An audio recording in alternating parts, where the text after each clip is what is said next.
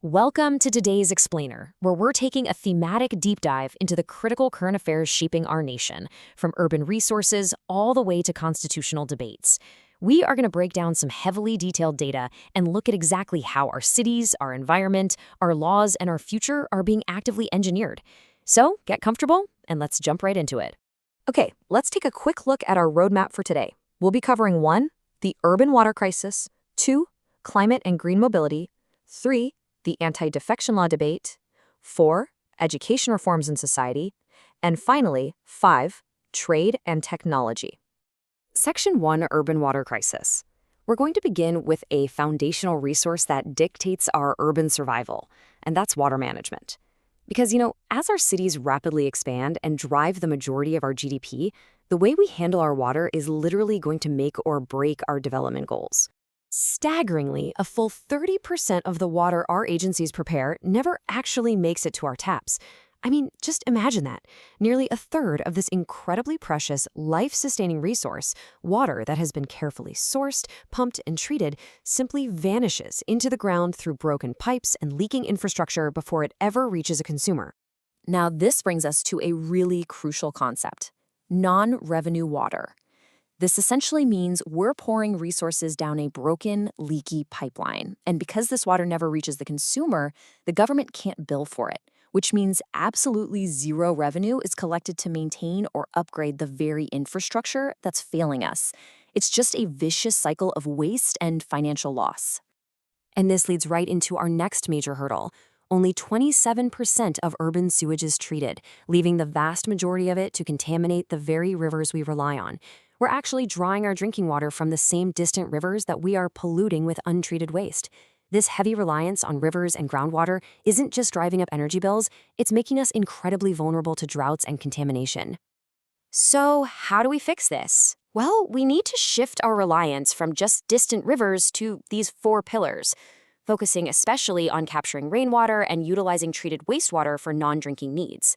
The data actually suggests that if a city meets just 25% of its non-drinking water needs, things like washing cars or flushing toilets, with rainwater and treated wastewater, the pressure on our rivers and groundwater drops massively.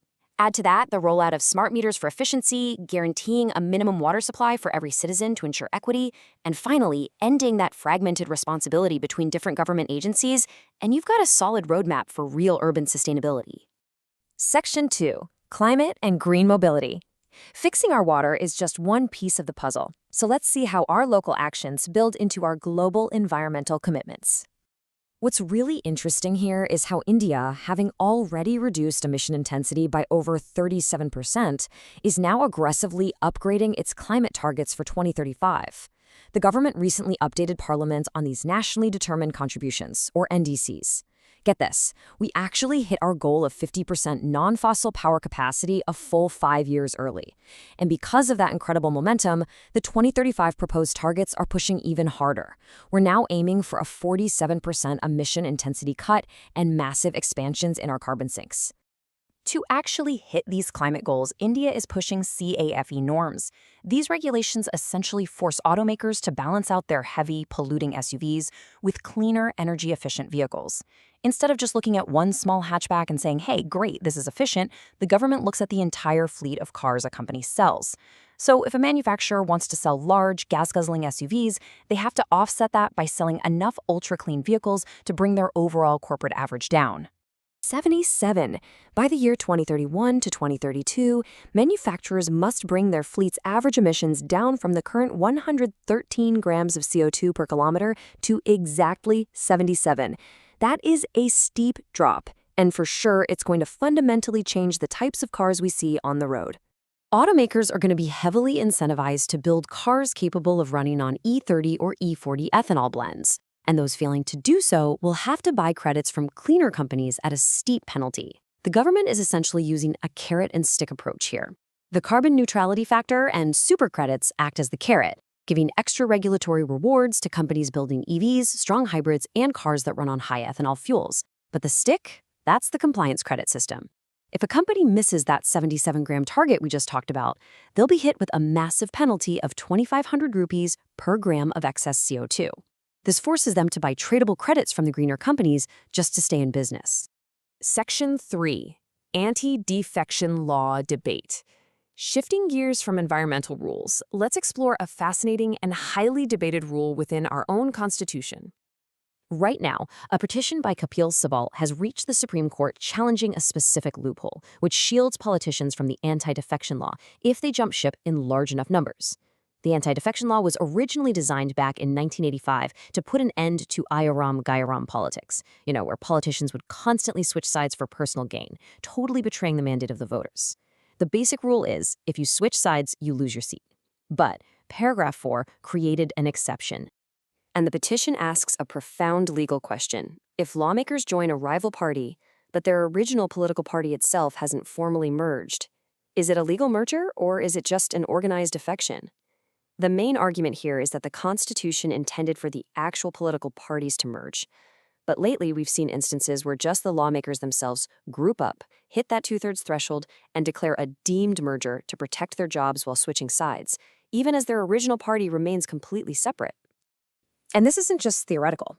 Take the 2022 Goa Legislative Assembly case as a prime example. 8 out of 10 lawmakers from one party moved to another. Because 8 out of 10 is obviously more than two-thirds, they claimed immunity from disqualification under that rule.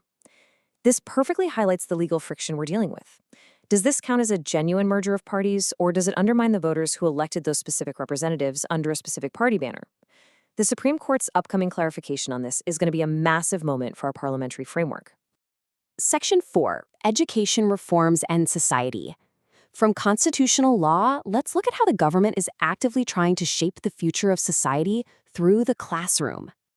The new education minister is facing the massive task of practically implementing these ambitious frameworks to move students away from rote memorization and toward practical life skills. We are looking at a total nationwide overhaul. The National Curriculum Framework aims to standardize the baseline of what is taught. PM Shri schools are being built as modern model institutions, and there's a massive push towards multidisciplinary learning. This means a student isn't just locked into one rigid track anymore. They can combine subjects and actually develop practical, real-world skills alongside deep cultural and historical awareness. However, critics argue that pushing too hard for national uniformity might accidentally erase the rich, local diversity that is absolutely crucial for social harmony.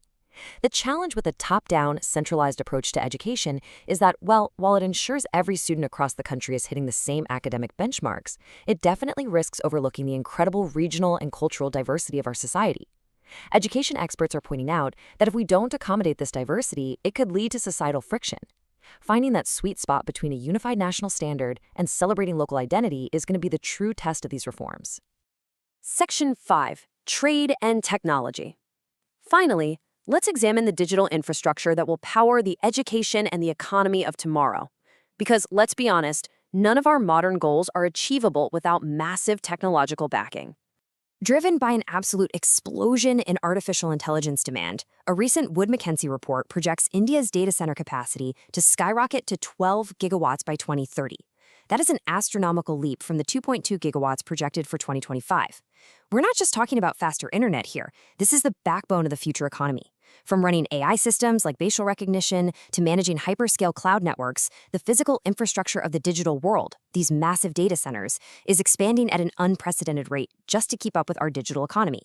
As we celebrate the 650th anniversary of the great Bhakti saint Guru Ravidas, his vision of an equal society beautifully challenges us to ask, are our modern policies on water, climate, and law bringing us any closer to this ideal? You see, Guru Ravidas envisioned Begampura, a society entirely free from discrimination, hierarchy, and sorrow, deeply rooted in social harmony and human dignity.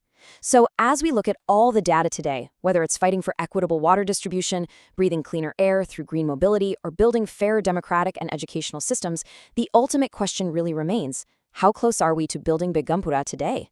I really hope this explainer gave you some valuable insights to chew on. Keep questioning, keep learning, and I will see you in the next one.